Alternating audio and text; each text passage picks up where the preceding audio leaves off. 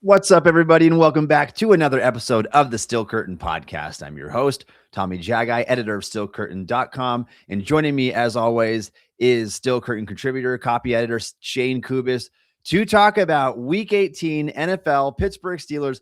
This is do or die, Shayne. The Steelers squandered an opportunity against the previously 3-12 Cleveland Browns, and now it all comes down to this. We could have been looking at what would essentially equate to a Week 18 bye. All the players could have rested in this game. All the difference. That's not going to be the case. And so not having that bye from Week 5 all the way through now, if the Steelers find a way to win this game and make the playoffs, Shayne, we'll be looking at 14 straight games, counting the wild card game, without a break. And it just goes to show you how big of an opportunity that was the Steelers squandered against the Browns in Week 17. It was about as bad as a game could be, in my opinion, for all the reasons you already said. But specifically, they could have made Week 18 not matter. When was the last time you could say that to a Steelers fan? Like, for it to not matter at all. It's just so frustrating, and we're going to talk about it, them losing 13-6 to the Browns. And again, you said it, Steelers squander golden opportunity. This is as good as it gets in the NFL, facing a 3-12 football team with nothing to play for, starting their second rookie quarterback of the season, not even their first one. And no offense to Shedeur Sanders, but as much as he offers more than Dylan Gabriel, he also offers a lot more to the other team, as we found out in this game. And it just didn't matter because, and we'll talk about it, the offense just could not do a singular thing right. Oh, I mean, Week 17 could not have gone worse for the Steelers. It started with Saturday night, the Ravens at Lambeau Field facing the Packers. And who would have thought, with Tyler Huntley at quarterback, that team would march in there and put up 41 points. And so they put the pressure on the Steelers, Shayne. Had it not been for a Ravens win over the Packers in Week 17, the Steelers could have had essentially 2 bye weeks at the end of the season. Yeah. Rested up, got healthy. We'd be looking at a Darnell Washington that doesn't have a broken arm right now going into the playoffs. Potentially. Obviously, the focus is on this game. The Steelers have to find a way to win. That's what we're going to talk about today. We're going to give our predictions for Steelers-Ravens at the end of today's show, so stick with us for that. But, man, this was disappointing. This was so disappointing. We're going to break down our notes from Steelers-Browns in just a little bit here, Shayne. Let's talk about Myles Garrett for a second. Let's do it, I guess. Huge trending topic. Not just among the Steelers fan base, but obviously around the NFL for very obvious reasons. Garrett is 1 sack shy of breaking the NFL all-time single-season record, which is currently held by TJ Watt and Michael Strahan. 22.5 is what they have.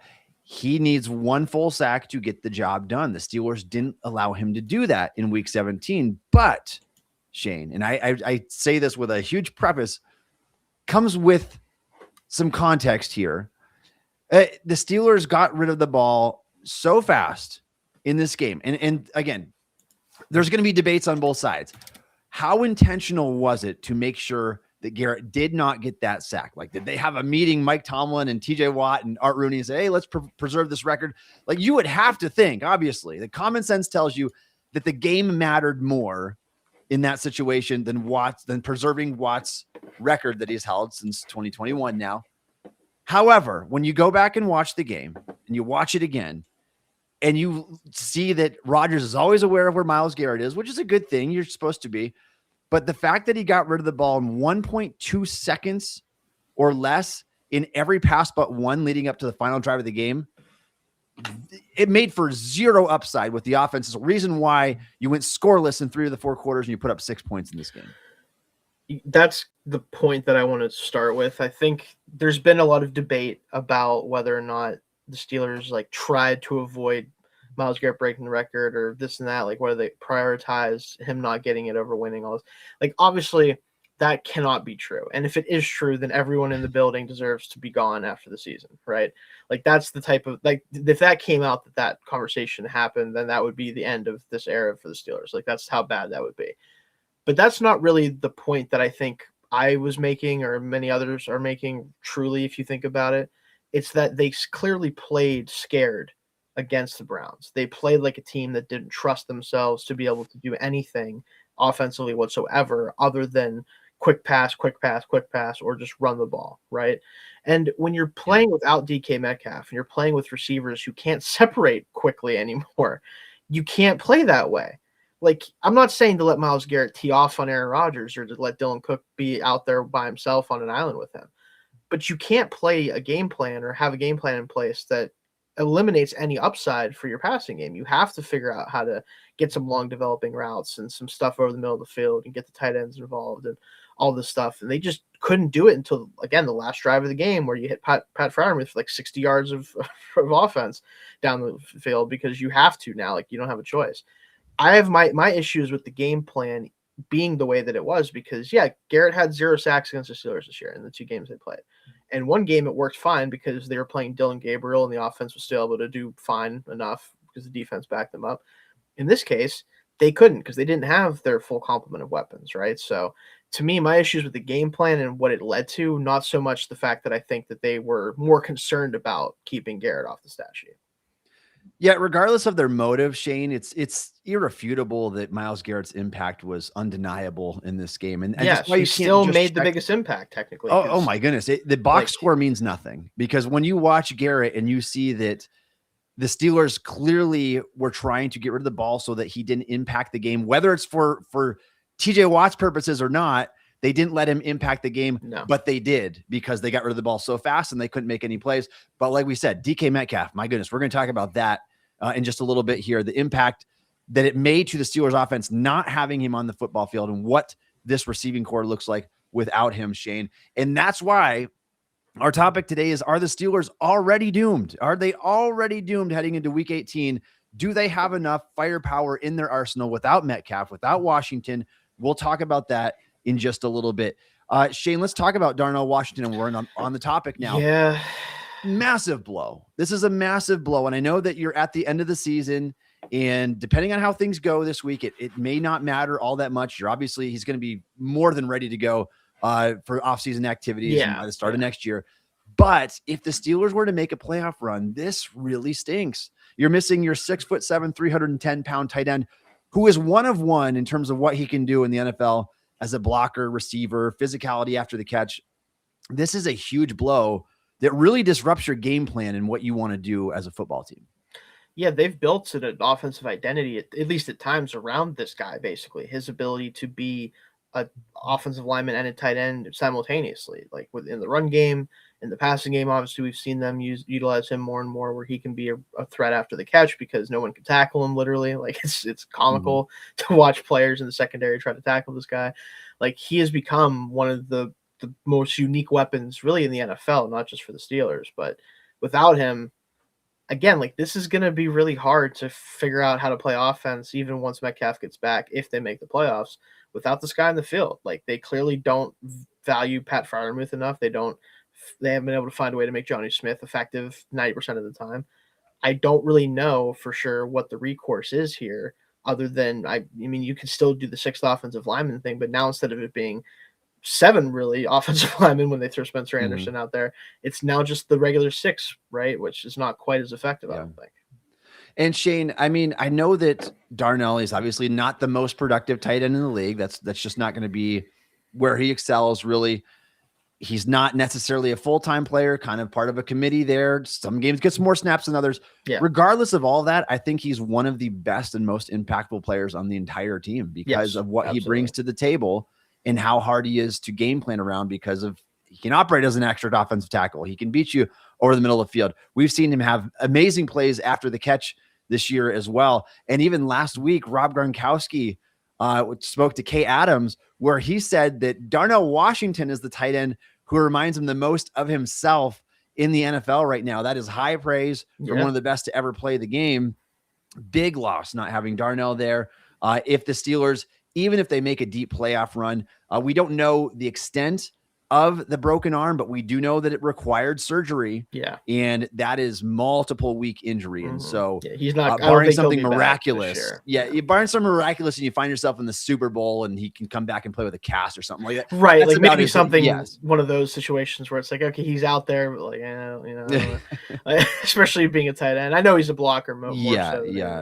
So definitely a big blow for sure. Let's talk about the status updates of TJ Watt and Ravens quarterback Lamar Jackson now. And obviously, Shayne, as we record this podcast on Wednesday, we don't have all the details. We need to wait and see how the injury report plays out the last few days this week.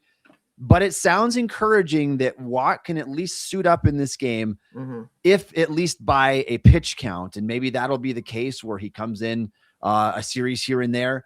I don't know how they're going to work him back when he does see the field. Obviously, you hope that he plays in this game because everything's riding on it. This is essentially Steelers' first playoff game. If you lose, you are out. If you win, you advance. And then with Lamar Jackson, it's hard to say. I think that's still a toss-up. He's going to try to play through. He suffered a back injury that he was not able to play through last week, and the Ravens found success without him. They were forced to rely on the run game and Derrick Henry, and they found tremendous success that way. What would your early predictions be, Shayne, just based on what you're hearing with Watt and Lamar? I'd be really shocked if both of these guys missed the game. This is just such a big game. And I understand, like, it doesn't matter how big the game is. If you can't play, you can't play. And especially for Watt, like, we just don't really know what his status is and what version of him we'd be getting, considering the lung surgery and everything that happened with him. But I definitely expect him to be available. Now, how much he would play, like you said, if it's a pitch count or if it's a feel situation, like, hey, we think this is a down where we absolutely need his presence out there. Let's throw him out there. Whatever that looks like, I think he's probably going to suit up, right? And the same thing with Lamar. I think unless he really feels like Tyler Huntley gives them a better chance to win, and the team also thinks that based on where he's at during the week, he's going to be out there, right? Or at least available. Maybe it's a situation where he starts the game. If he feels like he's not going to be able to get it done, or if he feels like the back is too much, maybe then Huntley is ready to go and play since he's been getting reps anyway. Whatever that may be, but I would really be surprised if these guys don't make an appearance in this game. Yeah, I would be as well, Shayne. And it's interesting because I actually wrote an article today on Still Curtain. James Harrison was talking about this situation on the Debo and Joe podcast. You could fault him for his takes, whatever. But I do think he raises an interesting point. And he was arguing that Tyler Huntley should start.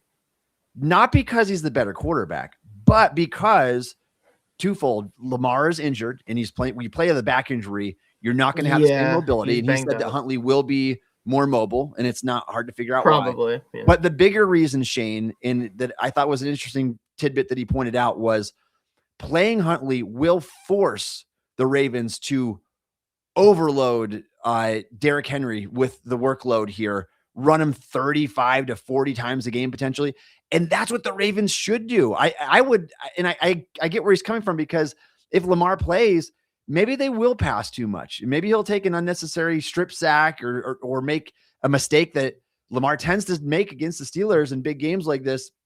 Whereas Huntley, you're going to be forced to give Henry the ball like they did last week, and they were able to put up 41 points, and Henry had 216 yards and 4 touchdowns on the ground. I don't see him finding that level of success against Pittsburgh's run defense, but it's an interesting point to say the least. Do you align with him at all with that school of thought, Shayne? I think the reasoning, so the problem is there's a lot of people who are just saying the first part of like, well, Lamar actually shouldn't play because Tyler Huntley is better against. By no means is Tyler Huntley better. Let's make that very clear. Right. Like here's the problem with it is a lot of people are like, well, Lamar struggles so much against the Steelers. I'm like, Tyler Huntley's 1-3 against the Steelers as a starter. Yeah, it's not. And Lamar's 3-5, I think, all time. It's not like they just haven't beaten us a lot recently until really the last year when they won 2 games, including the playoff game. Like it's just been a struggle for them against us for whatever reason.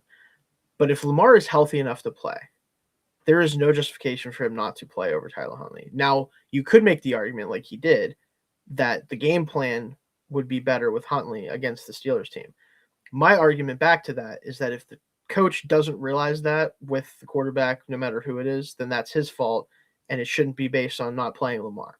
That's my biggest kind of gripe with that. Even though I kind of agree with him on that front that they might ask Lamar to do more than they would ask Tyler Huntley to do, obviously. But if I'm the Ravens, like this is a win and end game, and your quarterback's banged up no matter like if you play him or not. Why wouldn't you still just run the ball until the Steelers either stop it or they don't and you win the game? Like that's what I would do. That's what this, by the way, the Steelers should have done last week. But that's a whole other conversation. We'll talk about that a little bit later. But realistically, the game plan should remain the same no matter who the quarterback is. You just get more potential out of Lamar as a passer if he's healthy enough to be out there. Agreed. It should remain the same. Whether it would or not, I don't know. We'll have That's to the see. argument that I get. Like I do understand that. So we'll see who ends up suiting up here. You are tuned into the Still Curtain podcast, where Steelers fans come to talk, celebrate, debate. For more coverage, hit up stillcurtain.com, powered by the passionate fans at Fansided. We've got fresh content going up all the time. Stillcurtain.com. Go check it out. If you are not going there daily, you are missing out. Help us bring you more content as well by subscribing to this podcast on YouTube. All right, Shayne, let's talk about our notes from the Steelers-Browns game in Week 17 really quick before we move on to our big topics for today. We'll kick it over to the offense first. And man, what a disastrous performance from Aaron Rodgers. I mean, it was truly abysmal. Not that it was all his fault, but he was getting rid of that ball fast. Again, you've got a fourth-string offensive tackle in Dylan Cook over there trying to do his best against Myles Garrett. Darnell Washington left the game early with the broken arm. You didn't have the support you typically do, but it was not good. And again, I can't blame it all on Rodgers either because his receivers reek, and we're going to talk about them in a second here too. But Rodgers in this game, 39 pass attempts, 168 yards. He had 41 dropbacks in this game. Shayne averaged 3.9 yards per dropback. You would have been better off running the ball with any of your running backs in this game. That would have been more effective than your passing game, and that's never a good sign. Rodgers finished the game with a 19.6 QBR, and I've got some ugly stats to share, Shayne, but what are your overall thoughts on Rodgers' performance? Again, to me, this felt so much like a self-inflicted wound from Rodgers. He just refused to adapt to what the Browns are doing. And by what the Browns are doing, I mean playing man coverage, knowing the receivers that he has can't beat man coverage, and he kept just giving them chances, whether it was MVS down the field or Adam Thielen or any of these guys. Like, he just kept going to the well, and it never worked. It was never going to work, and it was so frustrating because, like you said, there was points in this game where I legitimately think if the Steelers handed the ball off 12 straight times, they probably would have won the game. Like, if that was their strategy, like, especially late in the game when the Browns offense completely cratered and the defense was holding them to nothing the entire game, basically, after the first quarter, if you just ran the football until they stopped it and then tried something to get the first down through the air or whatever, that would have probably been a better strategy than whatever they were trying to do. Like, it just would have been. And again, you can blame the play calling, you can blame Aaron Rodgers, you can blame whoever, but the passing game was, again, about as bad as it gets in the NFL. In a game like this, especially where it was for all the marbles potentially. Yeah, you're not going to find success when your passing game is this bad. I'm going to save that stat, and I'll share these in a little bit here when we get to our next segment. But let's talk about the rushing attack, Shayne. And maybe this was the most egregious mistake the Steelers made in this game, other than getting rid of the ball in 1.2 seconds, essentially, for 3/4 of the game. Jaylen Warren had 12 carries for 64 yards, and it wasn't like this all came on one chunk play. Like, he was running pretty well, 5.3 yards a carry. They went away from him, and for whatever reason, and from the second quarter on, it's a one-score game. The rest of the way, it was a one-score game. Why did they abandon the rushing attack the way that they did in this contest? The Steelers finished the game with 131 rushing yards, 5.5 yards a carry. It's a little bit skewed because Connor Hayward had a 29-yard run on a 4th and 1. Good for him. QB sneak.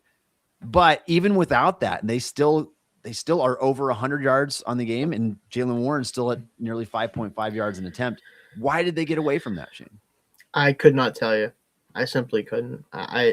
Again, this falls into the category of, like, how do you have a game plan going into this week without your top wide receiver that becomes this, where you don't run the football consistently at any point in the game, really.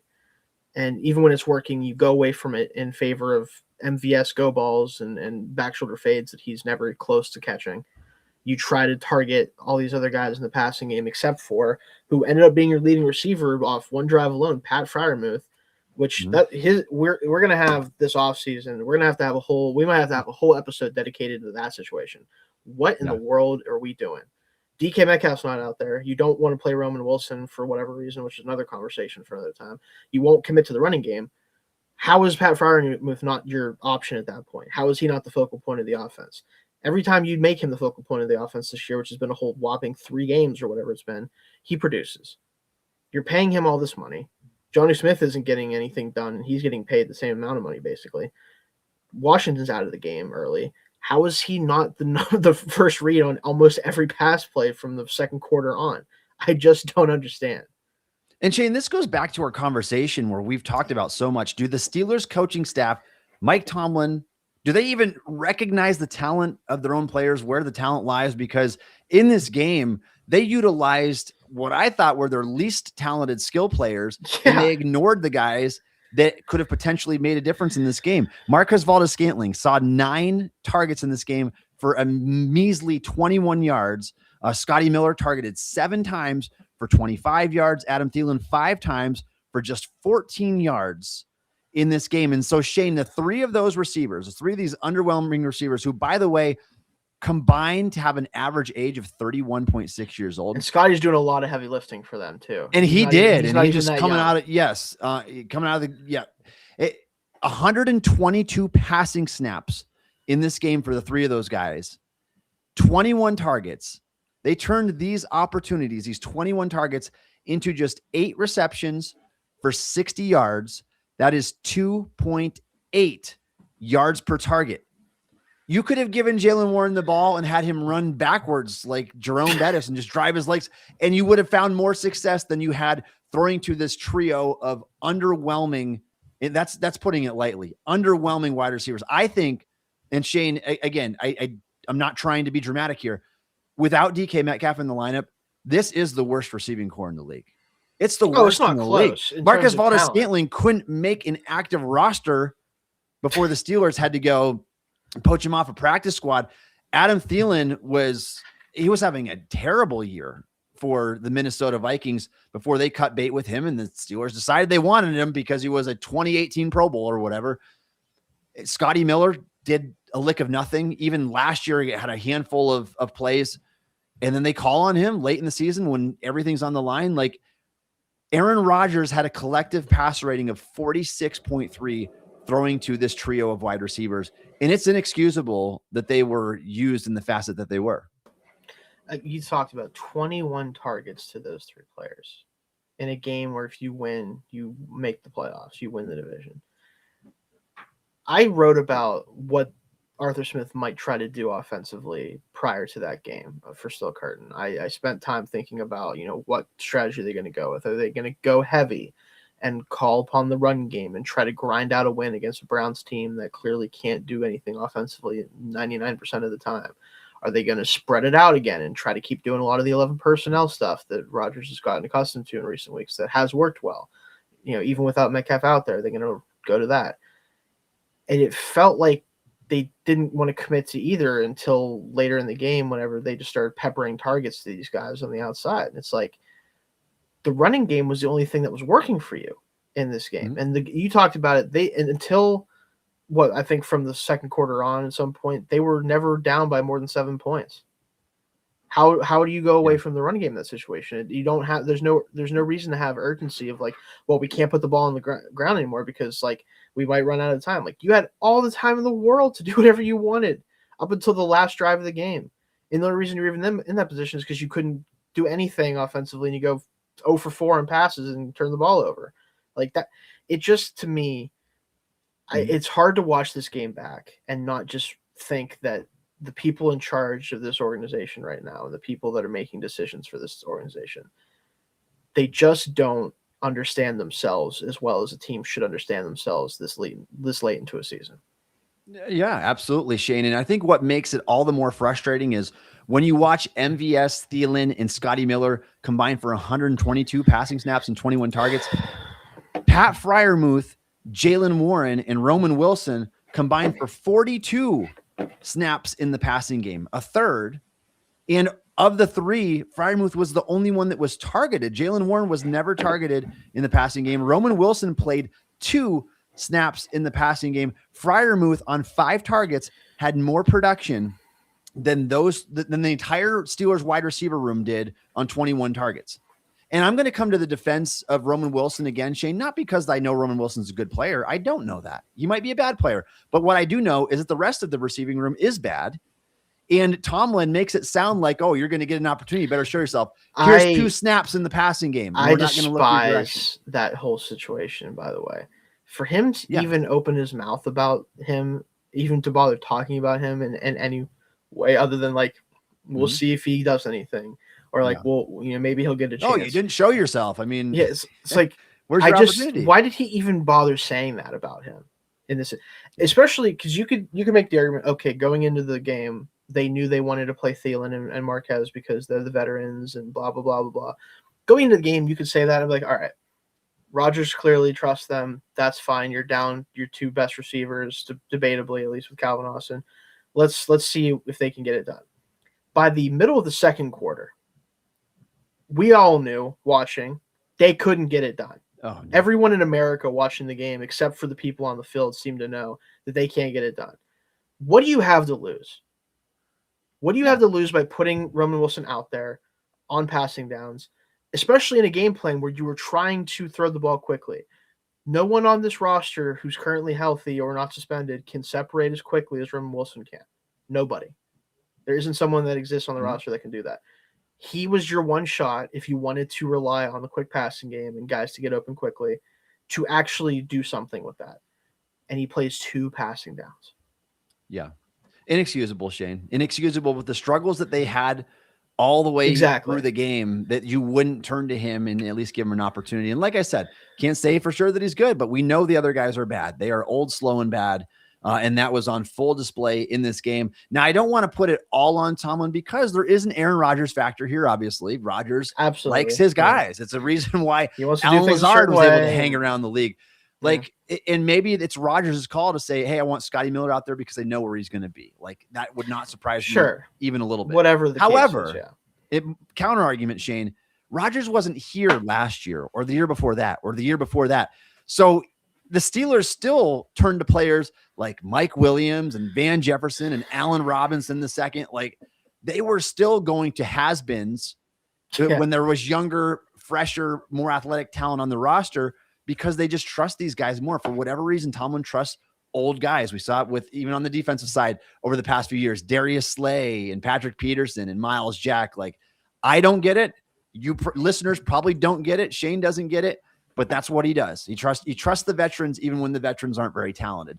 And that's what we saw again with this receiving room. So enough about that, Shayne. Any notes from the offensive line? I mean, it was a tall task for sure. I don't think Dylan Cook was bad. No, I don't think he was bad. Even when he wasn't getting help, I don't think he was that bad. That's the other thing that frustrates me is he's been the best left tackle this team has had this year. Just straight up. The tape he's put on. He's been surprisingly pleasant. He's just better than the other guys have been. Like that. I'm not saying that he's going to continue to be. I'm not saying he's the starter next year. But whatever. None of that is a conversation that needs to be had at this moment.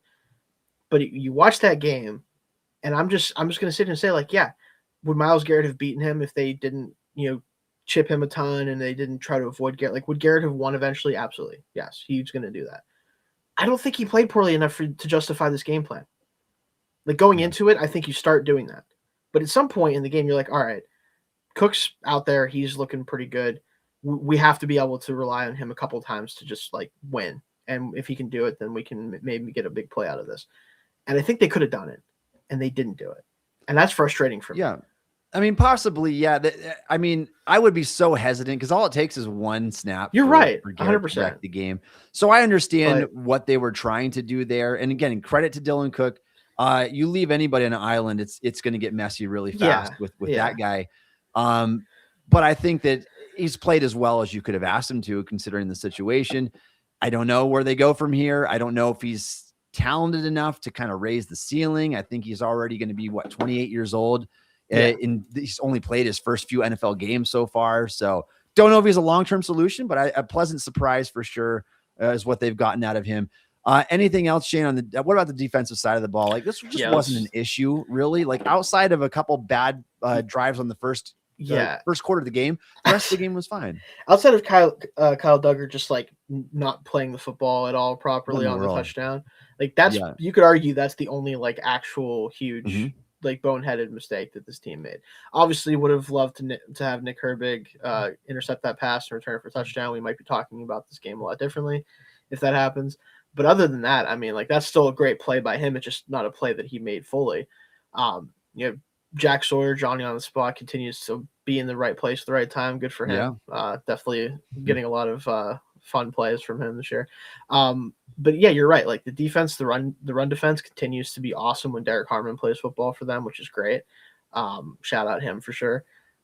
Everyone, again, this Alex Highsmith was phenomenal as he tends to be in these types of moments. Like the defense, for all the issues they've had this year, you certainly can't point to them and go, hey, this is on you in any way, shape, or form. You simply can't do it. Like, and the fact that we're saying that with TJ Watt missing his third consecutive game in this game is pretty phenomenal, I think, for this team. Like, if they can get this done in week 18 and somehow the offense comes together when Metcalf gets back, this defense is playing at a level right now where you could make an argument that they're actually going to have a shot against a lot of teams if they can keep doing this.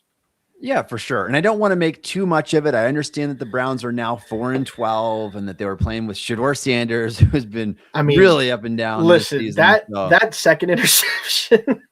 Oh my goodness, I still can't believe that pass was thrown. I still can't believe and there should have been another walk it out pick with Nick Herbig. Yep, the Nick Herbig. That was just floating to the sideline. Oh my goodness, yeah. So if you can take away Sanders' like 3 or 4 worst passes of the game, he might be able to be decent. But like, all right, you can't have those type of mistakes. He's very much the opposite of Dylan Gabriel, where it's like Gabriel really doesn't do many things. It's like, oh wow, that was egregiously bad. It's just like he can't really throw the football at the NFL level. It's Shedeur can do that, but he also sometimes is just like, yeah, I'm just gonna throw this one out there, and I know it's not going anywhere, but I'm gonna try it anyway. It's like, yeah.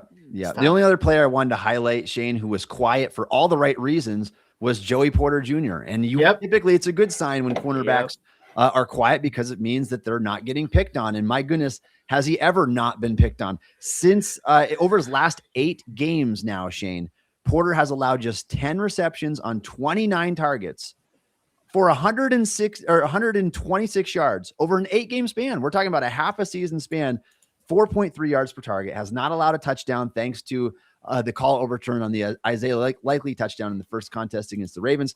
5 pass breakups in this span, has allowed a 48.9 passer rating in the second half of the season, according to Pro Football Focus. He's been phenomenal, and it's good to see because he's got a contract coming up, and now it makes you feel a lot better about the Steelers maybe retaining him on a long-term deal. Yeah, that could get expensive. Just throwing that. Don't be surprised if the Joey Porter Jr. extension is more money than you think it is as a Steelers fan, because I know he's been up and down, but just prepare yourself for that.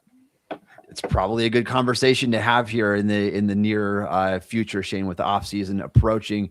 Anything from special teams? We had a rare Boswell. Yeah, but I mean that's a tough kick in these conditions like that. That was when they kicked that, I'm like, oh man, I don't know if he's gonna hit this, and of course he doesn't.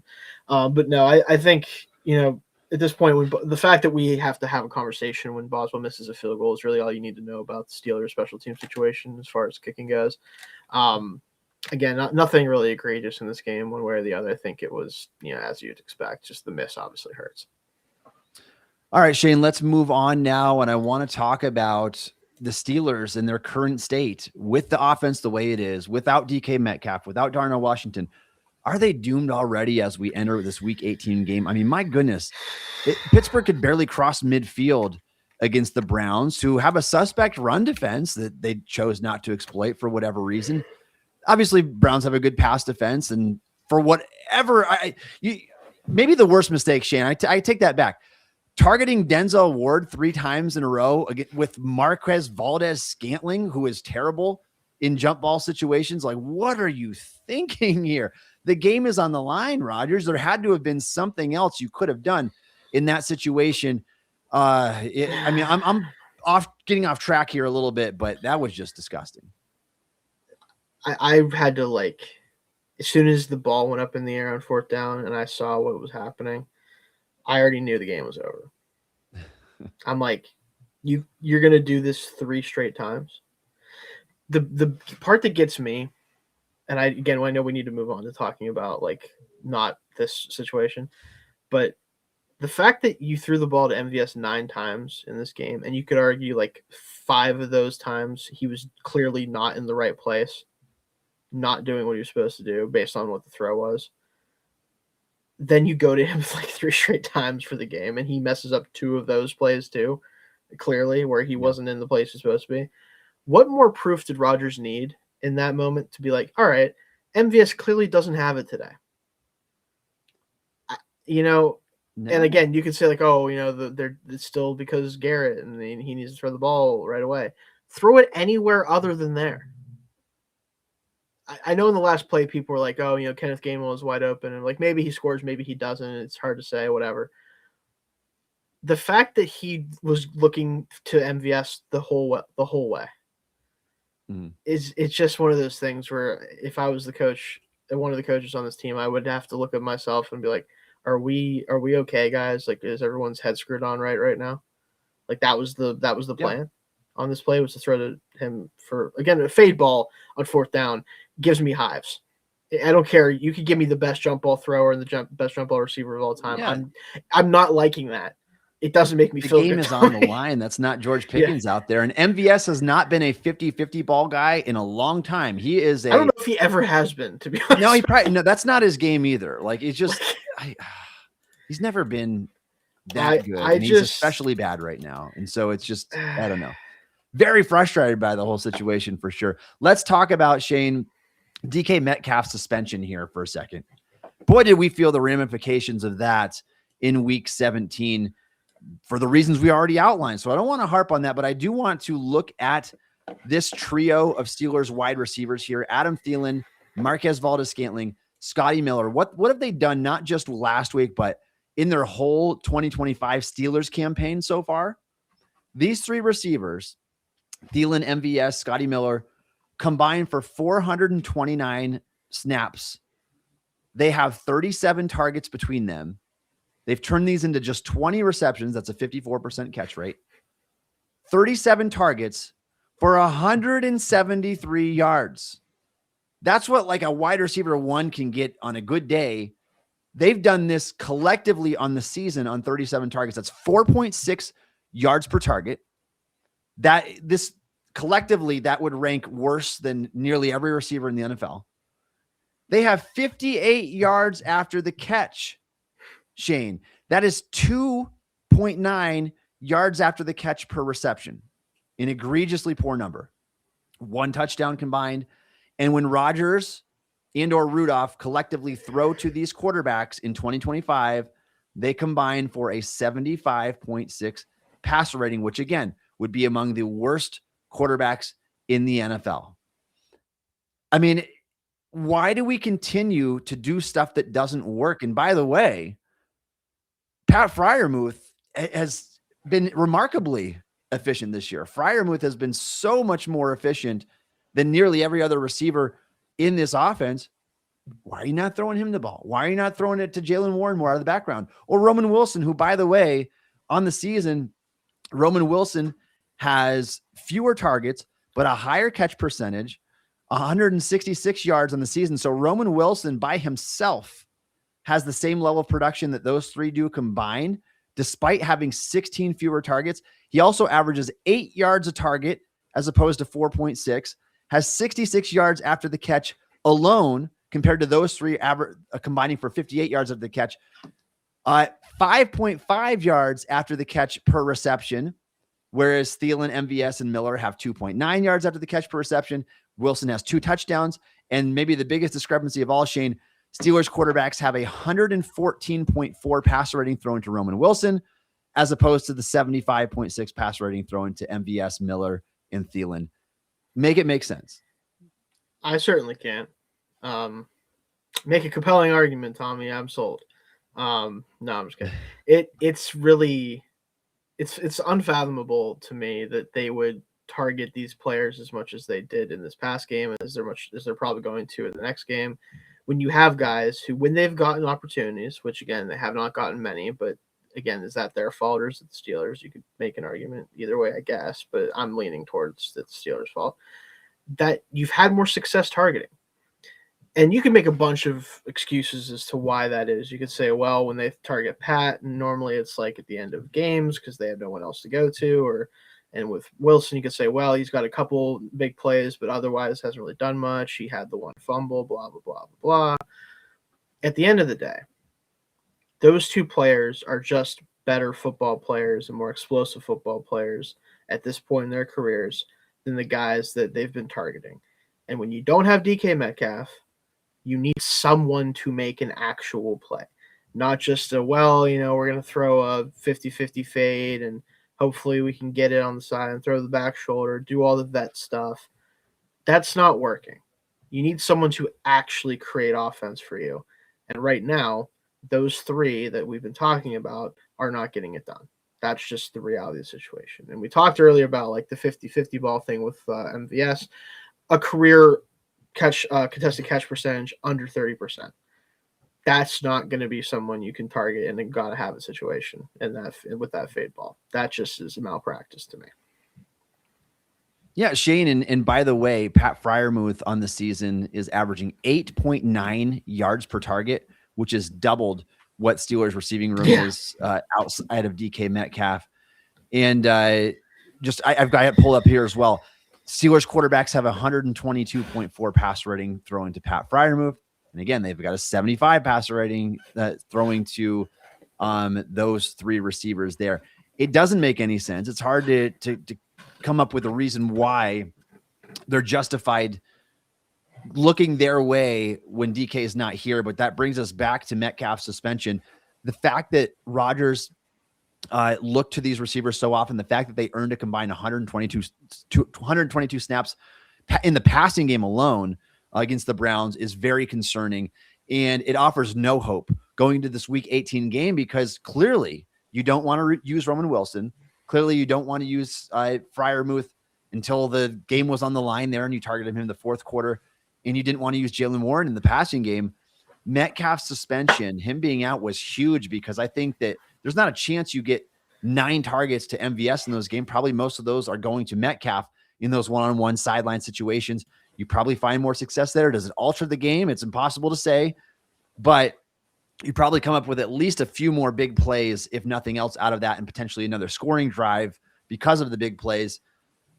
Man, looking ahead now, Shayne, we've got no Metcalf coming up again. Do you see a similar target distribution happening for the Steelers in week 18? Unfortunately, I do. I think that they aren't going to learn their lesson. I don't know if they're capable of it at this point in the season. Without Washington there too, you want to believe that maybe they're going to sit here and say, well, Washington's out, Freiermuth's going to have to play him more, Johnny Smith's going to have to play him more. Maybe we should be targeting those two in particular. And as much as Johnny Smith has struggled this year, at least he's got some juice still, I think. Like, at least he's still got some playmaking ability in there. I just think they haven't really used him super well. You have to hope that. And by the way, we didn't talk about him at all yet. What happened to Kenneth Gainwell and his usage in this game? This guy's been tearing it up for you. Leading receiver on the team in terms of catches. Metcalf's out. How is he not a focal point of the offense if you're not going to hand the ball off 30 times to Jaylen Warren to try to win this game? That's another thing I could not believe. And no, I'm not just mad because he's on my fantasy team and I lost the championship. I am mad about that, but that's not the point. He had just been so effective in recent weeks. Like, how do you go away from that guy? And part of it, I think, is that even though he is a checkdown option, like the checkdowns were terrible. Like the one where Garrett was crashing down at Rodgers instead of just throwing the ball away so he wouldn't lose yards, just like freaked out and throw it to Kenneth Gainwell. He lost like 5 yards. Like, that's part of it, I'm sure. But like, man, like him not getting involved in this offense, like that was so strange to me too. Yeah, I mean, he has been really efficient the last month or so in the passing game, and the fact that he only saw 4 of Rodgers' 39 targets with DK Metcalf not playing in this game is completely unacceptable. And so I just don't know where they go from here. You can't go into the meeting room this week and say, yeah, we're going to run it back. We're going to try to do what we did last week and hope that it has more success this time around. It's not going to work. Thielen's not good. MVS isn't good. Scotty Miller is only good as like a wide receiver 5 when you need him in a pinch, but you can't make him a focal point of the offense. Like, Well, and Shayne, I think the answer is, if there's an answer at all, I think it would be you need to run the offense through Pat Freiermuth this week. And then Gainwell out of the backfield probably should be second in line for targets. You talked about Jonnu, and again, Jonnu hasn't been efficient this year, but if you use him in the right way and stop making him like this tight end that's getting all the screen passes, and you use him on like quick slants to where he can break the first linebacker tackle and get some yak, that's how you should be using him. But I think, honestly, Shane, I think part of the problem why Freiermuth has been used so sparingly is he does his best work over the middle of the field, and the Steelers hate that part of the football field. They certainly do, more than anything else. I don't know. It's just it's hard to come up with an answer when you don't have one at this stage of the season. And again, you're going into this do or die matchup against the Baltimore Ravens. You've got to be able to string together more than 3.9 yards per drop back. I mean, if you do that, you will lose the game. And I don't even care what the Ravens do offensively or how good Derrick Henry runs the football. You're going to lose the game if you go out there and have a repeat performance in the passing game. Now, thankfully, the Ravens don't have a Myles Garrett that you have to worry about. This should be better. I mean, there's truly only room to go up from here. I think the game plan, at least, like if they were still target the same types of guys, they still are trying to get the ball to those guys, I do at least have to concede that the game plan is probably going to be better because they're not going to be playing scared. Yeah. Like they're not as scared of the Ravens defense from a pass rush perspective and they shouldn't be compared to the Browns. So I think that maybe you'll get more long developing plays. Maybe Rodgers will sit in the pocket longer, all that good stuff. And that will naturally help the offense, right? But still, like if you're relying on the guys that you relied on in the Browns game, I just don't know if they can. I don't know if they can give you enough offensively, frankly. I just don't think so. No, I don't think that they can. And Shayne, you look at these. I got one more stat for you here. In terms of PFF rankings, and you can take it with a grain of salt if you will, but their wide receiver rankings this year, DK Metcalf, 35th out of 133. It's ironic, which, I mean, it's respectable, but it's not top 5 money. It's just funny because that's about maybe a little bit lower than I would, but around where I'd rank him among receivers. I know, and that's the thing. But we knew that, Shayne. Yeah, we knew that he wasn't a true wide receiver 1, and the Steelers were still willing not a traditional one, at least, yeah. Not a traditional one. Now, he does have a niche role, as in he's a huge-bodied receiver who can chew up yards after the catch because of his speed and can still win 50-50 balls. Those things are all very valuable, don't get me wrong. But there's a reason why the Seahawks were willing to let him go. And the Steelers, I still think they grossly overpaid in terms of both contract and draft capital that they gave up to get a receiver who doesn't necessarily profile as a wide receiver 1 in terms of his skill set. Size, obviously, I mean, he looks the part, but he doesn't have, his hands are a little bit shaky. He's not the best route runner. He doesn't win consistently in the areas you need to win. And he's been solid, but not consistent on a game-to-game basis. There's games where he's completely disappeared this year, whether it's his fault or the fault of Rodgers in the offense, but 35th among 133 receivers. Here's where it goes steeply downhill, Shayne. Roman Wilson, 95th out of 133, albeit on fairly few opportunities there. Calvin Austin, 126th out of 133. Oh, wait, there's more. Adam Thielen, 130th out of 133 qualifying receivers in terms of his PFF grade this year. And Marquez Valdes-Scantling, 133rd out of 133 qualifying receivers. This receiving core is bad. We all know it. If you're watching Steelers football this year, you know it as well. The Steelers, as of right now, at least have 12 draft picks. I would be floored if they didn't spend at least 2 of them on the wide receiver position, unless they do like this big trade up package for a quarterback or something that way. And you get less draft capital. You're going to draft at least one receiver, maybe multiple receivers this year. You're going to look to fill that position in the offseason because it's just not good enough, Shayne. All right. Are we ready to move on to our Steelers versus Ravens here? But before we do that, from the highs, the heartbreaks, every headline, this is the Steel Curtain Podcast, your source for Steelers talk, powered by SteelCurtain.com and the passionate voices at Fansided. Make sure you're visiting SteelCurtain.com for all your daily sports news and opinions. All right, Shayne, Steelers versus Ravens. storylines, matchups, and predictions for this Week 18 do or die must have season finale in Pittsburgh on Sunday Night Football. And go figure, Shayne, we called it. If the Steelers, if it came down to this, we're like, this is 100% going on Sunday Night Football, and it did. It went on Sunday Night Football. Although I would argue that there's a game on Saturday night that is much more intriguing between two better teams. Far better, far more stakes realistically as far as the one. Really is. I mean, that one has legitimate first round seeding on the line, and a really good team is going to have to work their way up from the wild card spot in that Seahawks 49ers matchup. And so it could be Sam Darnold again, unfortunately for him too. He might get the short end of the stick once again. Which it could be. That would be a bummer for a guy that had to play from wild card spot at 14-3 last year with the Vikings. So but let's bring in, before we start our coverage of this, we do have our third member of this channel that will appear very often. Josh Yoris is joining us, of course. Josh, how you doing? Doing well. Thanks for having me on. Want to talk about the biggest game of the year? Can't wait. Absolutely. And Josh and Shayne went on a big old rant in their post-game show. So if you haven't checked that out, make sure you go back on this channel and check out their comments from Steelers Browns post-game. Definitely worth Josh, but you are joining us now as we talk about what now becomes the biggest game of the season. Should have been last week, and then we could have been done with it and taken, like Shayne and I talked about, that Week 18 bye that is so needed, because this team has not had a break since Week 5. They're not going to get one now the rest of the way, no matter how they do through the playoffs. That hope is gone. They need to win against the Ravens or they're out. It's really that simple. After what you witnessed, Josh, last week, how confident are you feeling in this Steelers team? I mean, I don't know how you can feel like very confident in that offense, especially without DK Metcalf.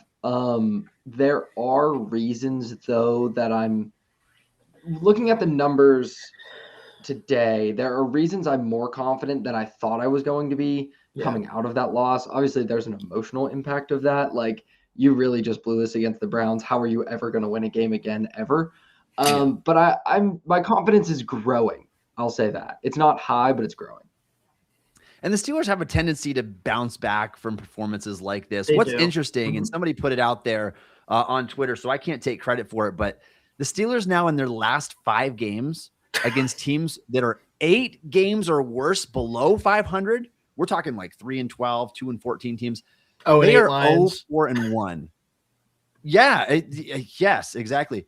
They are 0-4-1 in those situations, which is just terrible. If you are a respectable football team, you can't have a winless record when you are playing teams that are 8 games below 500. That's when that stat came out after that game. I was like, man, if someone would have told me that beforehand, I would have believed it, unfortunately, because there's this narrative that like the Steelers struggle against bad teams. And I think it's not that we struggle against bad teams overall. It's that the really terrible teams that are like glaringly obvious on the schedule of like, oh yeah, that's a win. We lose those ones for some reason. Like not the like 5-7 teams or whatever. It's like the 0-8 Lions. We're going to tie them with Mason Rudolph at quarterback. That was a terrible game. I don't even want to think about that. But then the back-to-back games against the Patriots and Cardinals, 2023, where we thought this team had some momentum, and then they just completely couldn't beat those two teams. With, I believe, was that Bailey Zappi starting for the Patriots at that point? It might have been. Like, they just do this stuff. I don't know what's going on with that. Yeah, it's about as bad of a stat as you could possibly have. Small sample size. 5 games, you can't win one of them. Like, what are we doing? It really is. It's pretty egregious. Let's talk about the biggest storylines this week. However, obviously, none bigger than lose or go home. I mean, that's or win or go home. You're in the tournament. I don't think, quite frankly, neither of these teams are deserving of hosting a playoff game. But that's one of them is going to get it. One of them is going to get it. I think these are probably the 15th and 16th or 16th and 17th best teams in the NFL. That would seem to align with almost everything statistically. It aligns with their DVOA, which I believe that they are 15th and 16th respectively in terms of their DVOA this season. They're average football teams, but one of them is going to host a home playoff game. And so that's a big storyline. And the other is the Steelers and the Ravens. They're 0-2 on Sunday Night Football this year. Now, the The Steelers have a minus 25 point differential in just 2 games on Sunday Night Football. One of them came at home against the Green Bay Packers, the other on the road against the LA Chargers. The Ravens are also 0-2, but they lost a 41-40 point game against the Bills early in the season. And then they, just a few weeks back, they lost a 28-24 game. So they only have a minus 5 point differential. Should we read anything into this at all, Shayne and Josh? Like, is this a meaningful stat? I think if the sample size in one season is just like too small to really care about, but it is funny. I do think the idea that like Monday Night Football, Mike Tomlin is like a god, and then when he plays Sunday Night Football, he's just okay. It's funny to me. Thursday Night Football on the road, he's on the road, terrible. It's terrible. Like it's just funny to think about. Like if we could just play every game on Monday night, we might win the Super Bowl every year. Like just change the Super Bowl to Mondays, we'll be fine. Like I don't know, but no, it's interesting that these teams haven't been able to win on Sunday Night Football when they certainly get a lot of opportunities to do so, and 4 this year, 5 this game. So someone will get a win at least on Sunday Night Football this year. Well, who knows? We'll see. I think it would be more meaningful to me if they weren't like better teams that both of the teams played against, like the Bills, and the Bills beating the Ravens. They should. The Packers and the Chargers beating the Steelers. I feel like both of those teams are clearly better than the Steelers. How it happened matters somewhat, but more, in my opinion, matters in terms of there is a clear gap between the Steelers and other playoff teams more than the Steelers just don't show up on Sunday Night Football. Like I feel like it's hard to read anything into the Sunday Night Football of it all, but there is something to read into. Good teams tend to beat the Steelers, and the Ravens aren't probably in that category, but maybe are a little bit closer than the Steelers. I don't know.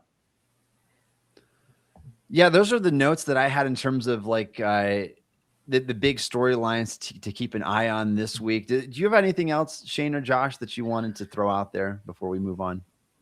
I think I'll start real quick. I think the thing that I'm looking out for, and it looks like from all accounts that he is practicing today, what does Lamar look like if he plays? Like, is he Lamar, or is he like just out there because he feels like he has to be out there because it's a win or go home? Like, because we were talking about how there's been conversations about like, well, would Tyler Huntley be better in this scenario because maybe they'll run the ball more because they don't want to ask him to do too much. If Lamar's healthy enough to play, are they going to require or ask him to do Lamar stuff?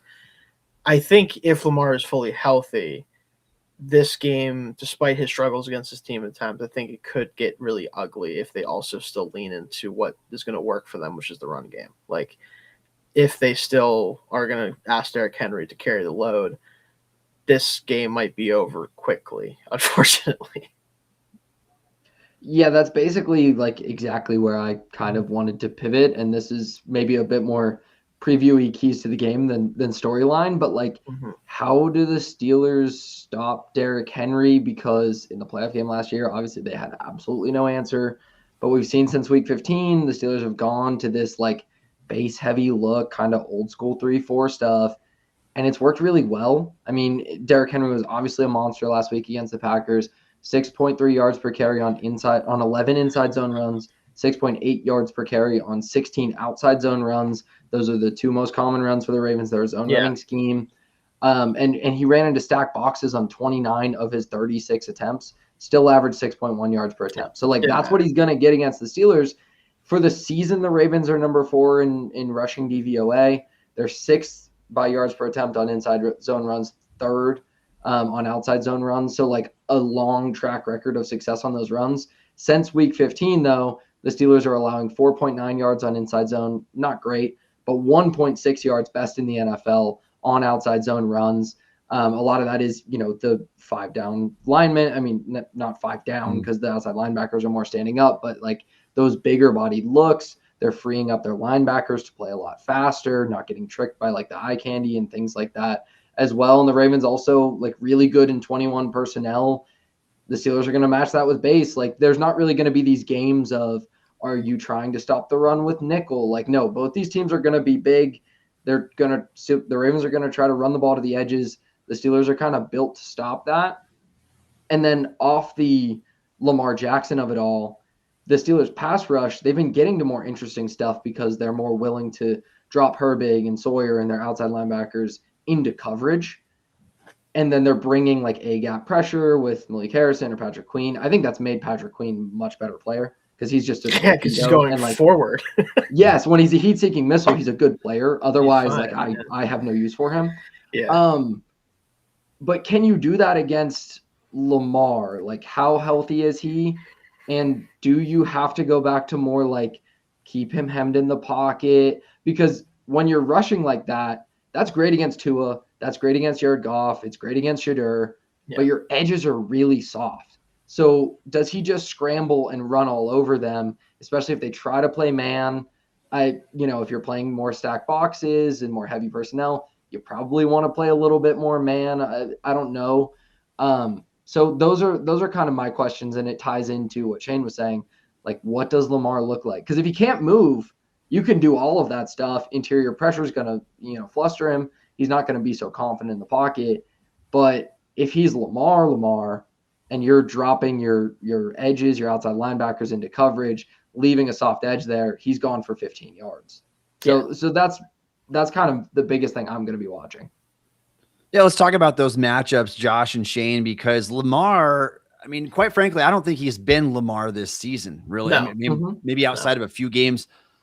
He's been banged up. He's been dealing with a lot of stuff now, the back injury. And we had this conversation earlier, Josh, before you jumped on the show, and I'm just interested to get your thoughts. Mm-hmm. Is there any situation where Tyler Huntley, like James Harrison alluded to, might be the better option this week because he's more athletic than Lamar in his current state, and because it will force the Ravens to run Derrick Henry 35, 40 times? I think the latter point is why I would lean probably. Like, I don't know how much I'm going to get tied up in the Lamar just doesn't play well against the Steelers kind of thing. No, I think, because Huntley's 1-3 against him too, so it doesn't matter. And even Lamar, like, I think he played pretty well. Like, he beat the Steelers last time, and it was just kind of a weird call in the end zone. So it's hard to ever say, like, you don't want Lamar Jackson on the field. But if John Harbaugh and Todd Monken and that Ravens staff are willing to go, even though it is Lamar, we're still putting him under center. We're putting Patrick Ricard out there. We're going to try to run this thing and, like, win that way. Because I still think they can, even though the Steelers' run defense has been a lot better with Harmon, with the different schematic looks. But if they're going to, like, do the shotgun run game stuff with Lamar that the Steelers sometimes have massive problems with when Lamar can run, but other times have, like, been able to bottle up, then yeah, I guess I could see an argument for Huntley, but Lamar's still a better passer. So I would still just say I'm more scared of Lamar Jackson than I am Snoop Huntley, and pretty much any circumstance. A hot take here in 2025, apparently, a little bit.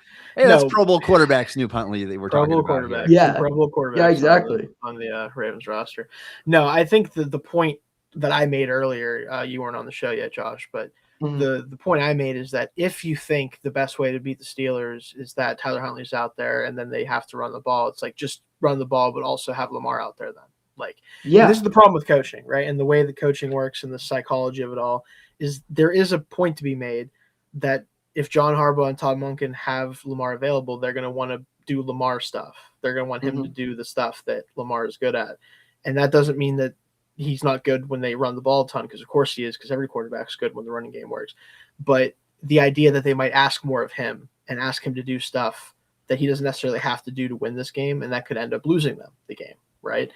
That element of it is funny to me, because at this point, if Harbaugh and Monken don't know that the best thing that this team currently does is turn around and hand the football to Derrick Henry, no one can help them with that at this point. Yeah. Like, they just deserve to go down with the ship if that's something they don't do, at least try to do, I should say, against the Steelers. So I think it's a moot point. I think that the game plan should remain the same for the Ravens, regardless of who's a quarterback. But clearly, if Lamar is healthy, he has to be out there. There's no question about that. To the point also of, like, what I mentioned with the A-gap pressure and the softer edges and kind of dropping outside linebackers into coverage stuff. If Huntley is just healthier, he's athletic enough to scramble around right now. And if Lamar, like, truly can't do that at all, I would maybe lean Huntley, like, a little bit, but I'd still probably rather have Lamar. Like, I think that's going to be very valuable against the Steelers defense. We haven't seen it Shador moved around a little bit and like kind of got them somewhat, but that offense was just non-existent in the second half. Like the Steelers they couldn't still do completely anything, shut them right? down. Yeah. I think that's definitely the weakness with the way the Steelers are playing defense right now. If Huntley's better to take advantage of it, maybe I could see that being better. But still, if you're running the ball 40 times, what is 20 yards of scramble yardage in comparison to what Derrick Henry's going to do? Yeah. Well, Josh, maybe the biggest thing to note here, though, is when a quarterback like Lamar, who is so dangerous with his legs, typically, you're dealing with a lower back contusion. Are you real? Like, how does it take away the threat entirely to pull the ball out in an RPO? Like, and that's what I think we can be looking at is if Huntley gives that threat more, I can see a scenario where he is more threatening, because even if you're only doing that 3, 4, 5 times over the course of the game, you're still picking up chunk plays. You're still moving the chains, and you have the threat to stay disciplined there. I just can't see any scenario with Lamar coming around this quick of a turnaround that they are going to want him to run almost at all, and he's probably not going to feel like running either if he's got a lower back contusion. And so I think that's maybe the biggest factor at play here. And in the last matchup between the Steelers and the Ravens, like the TJ Watt was blowing up their entire run game because it was very predicated on TJ's going to have to stay home on the backside of the zone read stuff. And TJ said, I don't think Lamar is going to run. I'm going to bust it down the line of scrimmage and make all these tackles. And, is TJ Watt going to be playing? Things like that? Like, there are many factors, but that game plan can still exist. And then as soon as Lamar pulled one, the Ravens offense kind of unlocked in the second half of that game. And it's puzzling that the Steelers still haven't found an answer for that type of offense. It's hard to like truly have an answer for the 11-man run game. That's why it's valuable. But I definitely lend credence to that thought. Going back to the running game, I mean, you said it. We've got to bottle up Derrick Henry. Don't let him get to the outside. And he's so lethal. I mean, his best player comp is probably like the Juggernaut, because once he gets going, he's impossible to stop. 216 yards, 4 touchdowns last week at Lambeau was the biggest performance ever by a running back at Lambeau Field. And it came at a brutal time for the Packers to allow that type of performance as well. And so it's just so dangerous.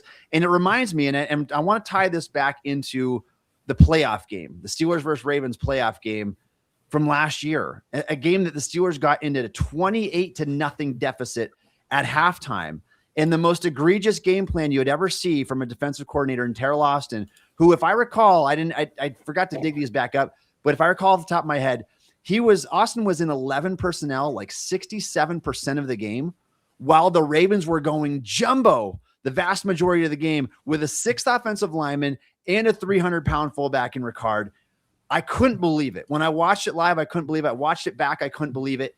If you get that type of just incompetence in the defensive play calling again this week, trying to defend Derrick Henry, you're going to stand no chance. You won't. There's just no way. And I don't think they're going to do that, but the disparity in that was ridiculous. I don't know what to say with that. I wanted to talk real quick as well about the run defenses for these two teams, because obviously both have struggled at times, but currently we'll use the last 3 games as a sample size here.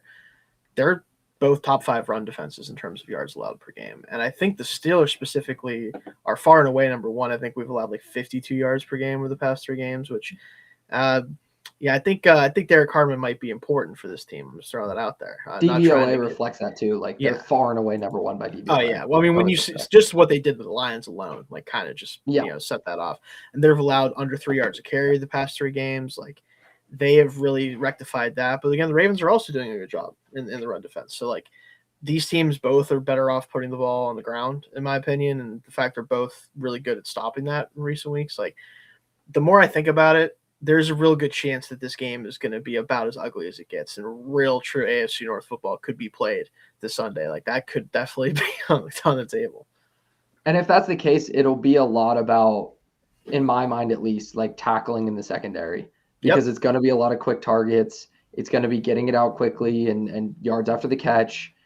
And I trust the Ravens probably a little bit more to tackle in the secondary, just on Kyle Hamilton alone being out there. Yeah, and he roaming kind around. of he's a little bit of a force multiplier there, I would say. Yeah, he seems to be. So I would like slightly lean that way, but my confidence level is getting a lot closer to 50-50 than coming out of Sunday when we were talking and down in the dumps.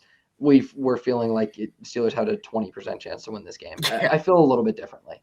Yeah. All right, let's get to our predictions here, and I want to start with this one scenario that I didn't talk about. One of the biggest storylines here that I think really nobody's talking about is just the rarity of this whole situation, this whole season for the Baltimore Ravens, in terms of the abysmal start they had to the year and what they can actually pull off this year. And so I did a little digging with these numbers. The approximate odds of a team making the playoffs after a 1-2 start to the year is about 25 to 30%. And it scales down dramatically from there. So 1-3 start to the season, you've got a 12 to 14% chance of making the postseason. 1-4 start, you're already down to a 6 to 7% chance to make it. And if you start 1-5, there's only 4 teams in the history of the NFL that have made the postseason. That drops down to a 1% chance to make it to the playoffs. What did the Baltimore Ravens do this year? They started 1-5. And at that same point in time, back on October 12th, the Steelers sat on a 4-1 record, Josh and Shayne. They were 4-1. The Ravens were 1-5. How did we get here? It's inexcusable. Now, credit the Ravens for fighting back. They went on a 5-game win streak in the middle of the season. But for Mike Tomlin and this Steelers team to just not bury them where they lied back then is really disheartening. I've got an article going up on this on Still Curtain soon, by the way. You can go check it out. But this is really troubling that the Steelers could be about to allow the Ravens to make history and become the 5th team in the history of the league to make the playoffs after a 1-5 start when they had chance after chance. You think about week 7 against Joe Flacco in the Cincinnati Bengals. You think about just this past week against the 3-12 Browns. You had chances to put them out of their misery. And here we are, 8-8 Ravens with a chance to make the division title right now. What do you make of those odds in the situation we're finding ourselves in, Shayne? If this isn't enough, and we're talking about predictions for this game, I have some predictions beyond just the game that I want to talk about too. But if this isn't enough, if a loss in this game is not enough for this organization to make some kind of massive change, it doesn't necessarily mean it has to be Tomlin being gone or whatever.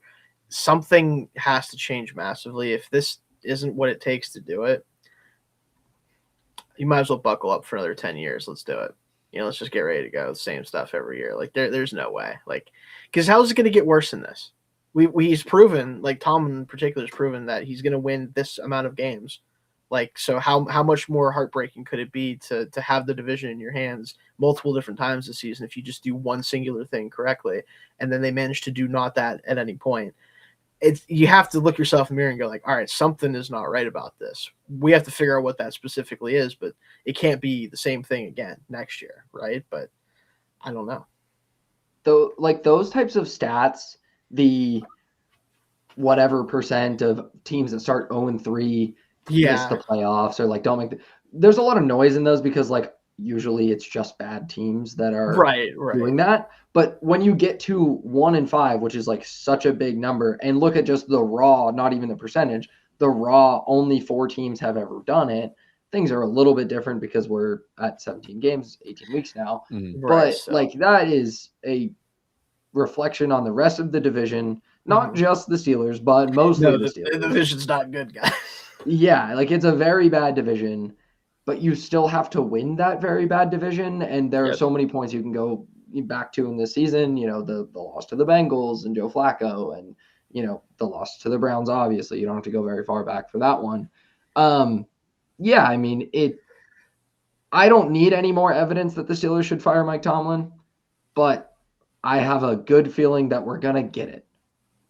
Let's talk about that real quick, by the way, before we dive into our predictions, because It's been floated out there, and I think that Adam Schefter even talked about it a little Yep. bit. I think you wrote an article on it, Shane. I did. Yeah. Mike Tomlin, John Harbaugh, the two most tenured head coaches in the NFL with one consecutive team. Is the loser on the way out? I mean, are we to that point where we can actually say, all right, the Steelers are on an 8-year drought without a playoff win. It's going to be 9 years if they lose this game. John Harbaugh has found almost as little success recently with the Baltimore Ravens in the postseason. Is the loser going to be on the way out in this game? And for my understanding, what I think would happen is maybe if the Steelers win, John Harbaugh is fired. I don't see the Steelers firing Mike Tomlin, but if the Ravens win, maybe a mutual parting is at hand. Like, are we to that point right now, guys? I'll let you go first, Josh, on this one. Probably not, because the Steelers just don't do it. Like, at least on the Steelers end. I actually feel like there's starting to be enough smoke in Baltimore that, like, they need to change something. And I also think Harbaugh doesn't have, while they've had a lot better seasons and, like, have gone a lot farther, not breaking through and winning a title, like, not even getting to the Super Bowl with Lamar, a 2-time MVP, he has that added pressure of, you have the quarterback, man. Like, at least Tomlin hasn't had the quarterback for a long, like, since Ben's elbow injury. And Aaron Rodgers this season is the best he's had since then. He might waste that, but that's still not very good. Like, that's not nearly Lamar levels, even the Lamar down years. So I think that's added pressure that, it'll maybe happen in Baltimore. I'll believe it when I see it with the Steelers. Like, I really I need to see them actually do it, because it's happened once in my lifetime, and not many more times in many older people's lifetimes either. So I don't think they're going to make the move, but I think they should have a while ago. Yeah, I think I feel kind of similarly. I will say, when it comes to the Ravens end of things, and hopefully it'll be either on Still Curtain or potentially somewhere else, I do plan on doing a very lengthy article about this situation and what it could mean for these two coaches. But in general, I think that for the Ravens, if they lose this game, something massive is going to change in their organization, and it's going to either be the coach or the quarterback. And there's been a lot of smoke about that as well, as far as the quarterback goes. And I think it's because the people in the organization who would benefit from him moving on, because it would mean that they blamed him and not them, are probably the ones leaking that information and putting that smoke out there. But I think one of those two parties, either Harbaugh and the coaching staff or Lamar, could be out of Baltimore this offseason if this team doesn't make the playoffs. They're definitely the ones to look out for more in terms of more likely change. The Steelers, again, we know how they operate, but I do think there is a chance, just because of the stuff we've been hearing, that some amount of conversations are being had, whether it's on Tomlin's end of things or whether it's on theirs or both, that maybe, just maybe, everyone's tired of it. Maybe everyone's just like, maybe we should stop doing this. And Tomlin that included. means, exactly, specifically, it would mean that Tomlin is also feeling this way. I don't think it would just be from one side or the other. And if that means that he wants to take a year off, like the whole Sean Payton ordeal, where he's like, I'm out for a year and I'll come back next year, maybe, whatever. Or if he wants to do, I know Schefter mentioned TV or something, which that would be must-see TV, personally. You have to tune in just to see what he might say. But I think that's possible, more so than it's ever been. But I still would lean towards where you're at, Josh, that I don't know the outcome of this game. Tommy, I haven't gotten to talk to you much about, like, where you're at with the Tomlin thing. And I know you said probably they wouldn't fire him because, maybe a trade or mutual parting. Separate of what you expect to happen, are you there? Like, are you done to the point of, like, this has to absolutely change? Like, where are you at with it? And do you think they could get anything if they did trade him? Because I'm leaning towards maybe not. Yeah, I'm definitely there. I've been there for several years now. And the reason why is because the philosophy, to me, it always comes back to philosophy. The philosophy is so bad. Your philosophy of winning works to get you to 8 or 9 or 10 wins every year. There's no denying that. Typically, it's because you're beating up on bad to average NFL teams. But when your whole philosophy is predicated on we must win the turnover battle. We're going to control the clock, and we're not going to turn the ball away. What does that mean? It limits your upside greatly.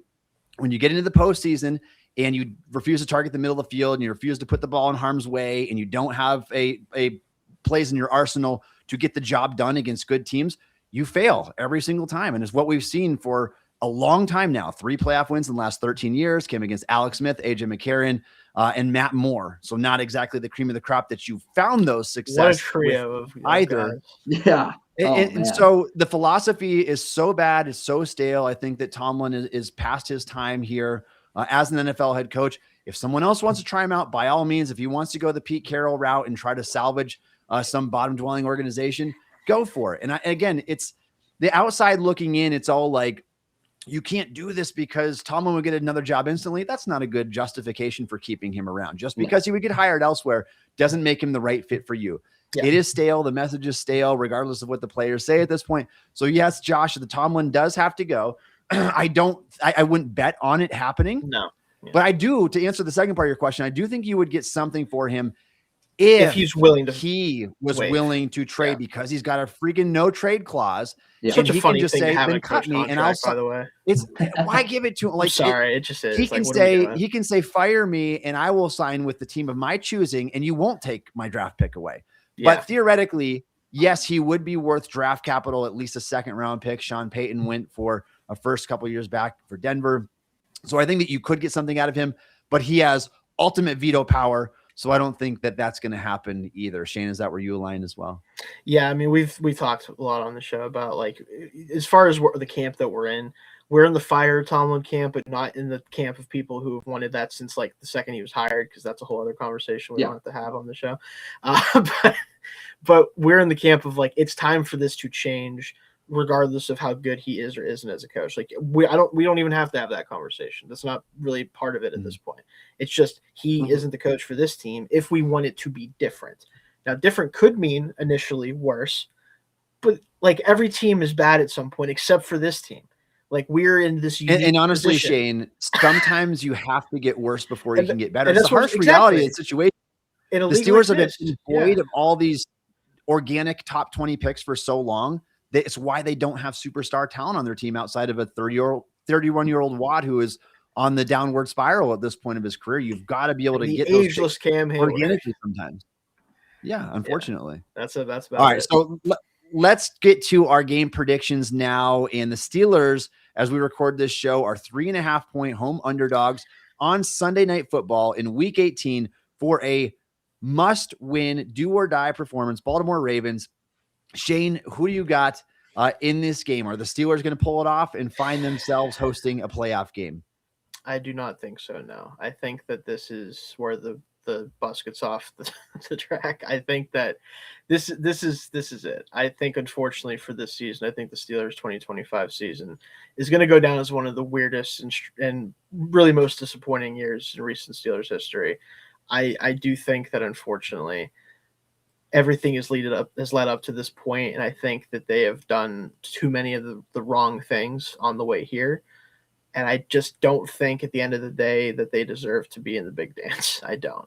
Not that the Ravens do, but I think at least theoretically that team, if everyone can get healthy before the playoff game, probably has a better chance of making noise in the playoffs than the Steelers do. So I think that the Ravens will take care of business. I had my score prediction earlier today. I think I'm going to adjust it a little bit, knowing that Lamar is supposed to probably play at this point. It seems like he's trending that way. I think that they win 24-17. I think that that's going to be the score. I think the Ravens will take it. So obviously the offense was terrible last week. Yes. But I do think it was kind of a uniquely terrible matchup without DK. Yeah. With Cleveland #1 in pressure rate in the NFL. Rodgers obviously had an obscenely low 2.12 second time to throw. Baltimore's 24th in pressure rate. And the last time these two teams played, he had a 2.62 second time to throw. And on throws over 2.5 seconds, he went 8 for 13 for 138 yards and was not sacked once. So I still think that's real. Things have changed with the Ravens defense since week 14, but not that drastically, you know?